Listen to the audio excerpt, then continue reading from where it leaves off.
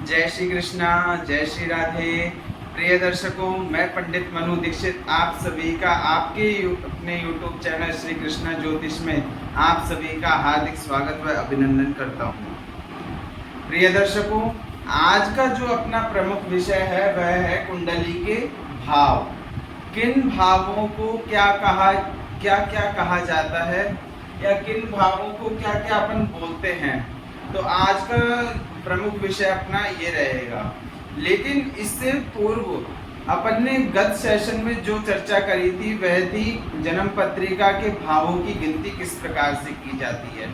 सूक्ष्म रूप से ज़्यादा समय नहीं लेंगे, सूक्ष्म रूप से अपन रिवाइज करते हैं और फिर आज का जो अपना मुख्य विषय है उस पर अपन लौटेंगे। तो गत सेशन में हमने यह चर्चा करी थी कि जन्म कुंडली में भावों की गिनती किस प्रकार होती है। तो हमने आपको बताया था लग्न, ये वाला जो भाव है इसको क्या कहा जाता है, लग्न कहा जाता है। लग्न की परिभाषा क्या हुई कि लग्न की परिभाषा किसी जातक या जातक के जन्म समय निश्चित समय पर होता है। उस निश्चित समय पर पूर्वी क्षितिज, ये कौन सी दिशा हो गई, पूर्वी क्षितिज पर जो राशि उदित होती है वह कहाँ आती है, लग्न में आती है।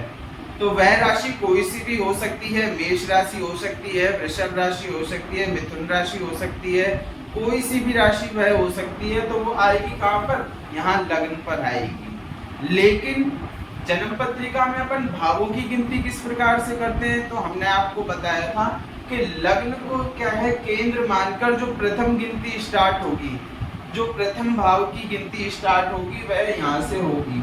लग्न को केंद्र मानकर प्रथम भाव यहाँ से स्टार्ट होगा, द्वितीय भाव, तृतीय भाव, चतुर्थ भाव, पंचम भाव, षष्ठम भाव, सप्तम भाव, अष्टम भाव, नवम भाव, दशम भाव, एकादश भाव और द्वादश भाव। तो हमने इस प्रकार से गिनती करना आपको बताया था। कैसे होगी, एंटी क्लॉकवाइज नहीं, क्लॉकवाइज नहीं, एंटी क्लॉकवाइज इसकी गिनती, यानी इस क्रम में प्रथम भाव, द्वितीय भाव, तृतीय भाव, 4, 5, 6, 7, 8, 9, 10, 11 और 12। तो इस क्रम में आपकी एंटी क्लॉकवाइज इसकी गिनती जन्म पत्रिका में भावों की गिनती होगी।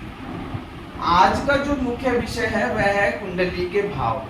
तो कुंडली के भावों में, कुंडली के द्वादश भाव है, इनको क्या क्या कहा जाता है।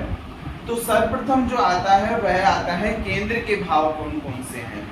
तो केंद्र के भाव यहाँ पे कौन कौन से हैं, पूरी आपके सामने ये जन्म पत्रिका प्रारूप बनाया हुआ है। इस जन्म पत्री के प्रारूप में केंद्र के भाव कौन कौन से हैं।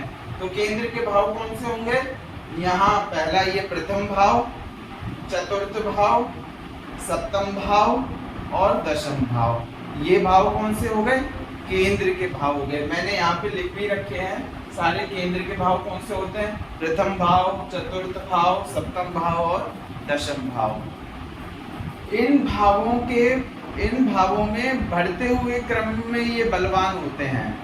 बढ़ते हुए क्रम में कैसे बलवान होते हैं कि जैसे प्रथम भाव से चतुर्थ भाव बलवान होगा, चतुर्थ भाव से सप्तम भाव बलवान होगा और सप्तम भाव से दशम भाव क्या होगा, बलवान होगा। तो बढ़ते हुए क्रम में यह भाव बलवान होते हैं। ठीक इसी प्रकार त्रिकोण के भाव, अब त्रिकोण के भाव कौन कौन से हुए, प्रथम भाव त्रिकोण का भाव हुआ, पंचम भाव त्रिकोण का भाव हुआ और साथ में नवम भाव त्रिकोण का भाव हुआ। केंद्र के भाव की ही भांति त्रिकोण के भाव में भी क्या है, बढ़ते हुए क्रम में वृद्धि होती है।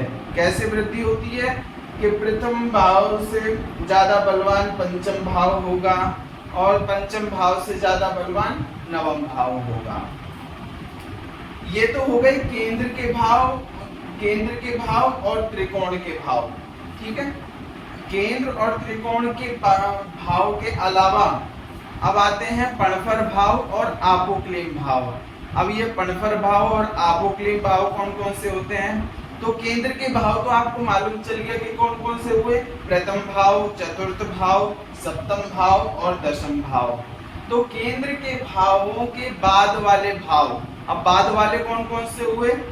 द्वितीय भाव, तृतीय भाव, पंचम भाव, षष्ठम भाव, यहाँ से अष्टम भाव, नवम भाव, एकादश भाव और द्वादश भाव। तो ये क्या हो गए? केंद्र के बाद वाले भाव हो गए, जिनको अपन पणफर भाव और आपोक्लिम भाव बोल सकते हैं। तो अब इसमें पणफर भाव देखते हैं अपन कौन कौन से हैं। तो पणफर भाव हो गए द्वितीय भाव, पंचम भाव, अष्टम भाव और एकादश भाव। ये कौन से भाव हो गए? अपने पणफर भाव हो गए। चूंकि द्वितीय भाव, पंचम भाव, अष्टम भाव और एकादश भाव यह पणफर वाले भाव हैं, तो इनसे आगे वाले भाव कौन से हो जाएंगे? आपोक्लिम भाव हो जाएंगे। तो इनसे आगे वाले पणफर भाव से आगे वाले भाव कौन कौन से हैं? तृतीय भाव, षष्ठम भाव, नवम भाव और द्वादश भाव। तो ये भाव कौन से हो गए? आपोक्लिम भाव हो गए। इसी के पश्चात त्रिषडाय भाव कौन से होते हैं? त्रिषडाय भाव में 3 भाव आते हैं। एक तो तृतीय भाव आता है, एक षष्ठम भाव आता है और एक एकादश भाव आता है, जिनको अपन क्या बोलते हैं? त्रिषडाय भाव बोलते हैं। त्रिषडाय भाव अशुभ परिणाम देते हैं और इनके प्रभावों में उत्तरोत्तर बढ़ोतरी, बढ़ते हुए क्रम में यह अपना प्रभाव दिखाते हैं। बढ़ते हुए क्रम में कैसे? कि तृतीय भाव से षष्ठम भाव ज्यादा प्रभावित होगा, षष्ठम भाव से एकादश भाव ज्यादा प्रभावित करेगा। तो इस प्रकार बढ़ते हुए क्रम में यह अशुभ प्रभाव दिखाते हैं।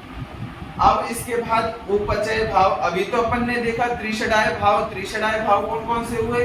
तृतीय भाव, षष्ठम भाव और एकादश भाव। अब इसी में ही दशम भाव को और ऐड कर लीजिए। तो दशम भाव को ऐड करते ही ये कौन से भाव हो गए? उपचय भाव हो गए। उपचय भाव कौन कौन से हो गए? तृतीय भाव, षष्ठम भाव, दशम भाव और एकादश भाव। तो यह कौन से भाव हो गए? उपचय भाव हो गए। ज्योतिषीय में मान्यता है कि इन भावों के फलों में भी क्या है? बहुत अधिक बढ़ा देने की क्षमता होती है। इसके पश्चात यदि अपन देखें तो मारक भाव आते हैं। तो मारक भाव कौन कौन से हो गए? द्वितीय भाव और सप्तम भाव। मारक शब्द का यहाँ पे तात्पर्य क्या है? मारक शब्द का अर्थ होता है अनिष्ट करने वाला। अनिष्ट करने वाला कौन कौन से भाव हो गए? द्वितीय भाव और सप्तम भाव। द्वितीय भाव के स्वामी भी मार्केश कहलाएंगे और सप्तम भाव के स्वामी भी क्या है? मार्केश कहलाएंगे। इसके बाद एक अष्टम भाव और बचता है। तो अष्टम भाव से हम आयु का निर्धारण करते हैं। अब वैसे तो अष्टम भाव से और भी अन्य विषय हैं जिनका निर्धारण हम अष्टम भाव से करते हैं, लेकिन वह हम अन्य वीडियो में, अन्य सेशन में इसको विस्तार से समझने का प्रयास करेंगे कि किन भावों में किन किन विषयों का विचार किया जाता है। तो आशा करता हूँ आज का यह वीडियो आपको ज्ञानप्रद लगा होगा, लाभप्रद लगा होगा। आज का यह वीडियो अगर आपके थोड़े से भी काम आया है तो आप इसको लाइक कर सकते हो और इस सेशन से जो भी आपकी क्वेरीज हों उनको आप अपने कमेंट में ज़रूर लिखिएगा और जिससे मैं आपको रिप्लाई करने का जल्द से जल्द प्रयास करूँगा। और आप सभी से आशा है कि श्री कृष्णा ज्योतिष चैनल को सब्सक्राइब कर लें, बेल आइकन को ऑन कर लें। उससे होगा ये कि आने वाले वीडियो की नोटिफिकेशन सबसे पहले आपको पहुंचेगी। और अगले आने वाले वीडियो में हम यह जानने का प्रयास करेंगे कि किन किन भावों से किन किन चीज़ों का विचार किया जाता है। तो इसी के साथ आप सभी से आज्ञा लेता हूँ। जय श्री कृष्णा, जय श्री राधे।